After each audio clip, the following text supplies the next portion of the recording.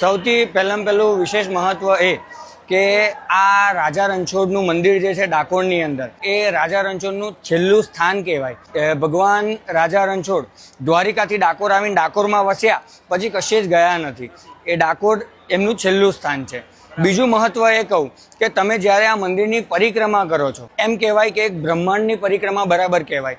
કારણ કે આ મંદિર એક શ્રીયંત્ર ઉપર બનેલું છે, જે 12 દાદર 12 રાશિ દર્શાવે છે.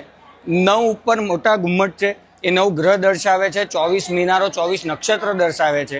એનાથી નાની ગુમટીઓ 64 છે, 64 કલાઓ દર્શાવે છે. અને એનાથી નાની ગુમટીઓ છે જે 128 છે, જે 128 પ્રતિકલાઓ દર્શાવે છે. જ્યારે આ બધાનો એક મિલાપ થાય ત્યારે એક વસ્તુ બને જે શ્રીયંત્ર કહેવાય. અને શ્રીયંત્રની પરિક્રમા એટલે એક બ્રહ્માંડની પરિક્રમા. આ મંદિરની એક પરિક્રમાની સાથે સાથે તમારી રાજા રણછોડની તો પરિક્રમા થાય છે જ, પણ એની સાથે સાથે એક બ્રહ્માંડની પરિક્રમા થઈ બરાબર કહેવાય છે.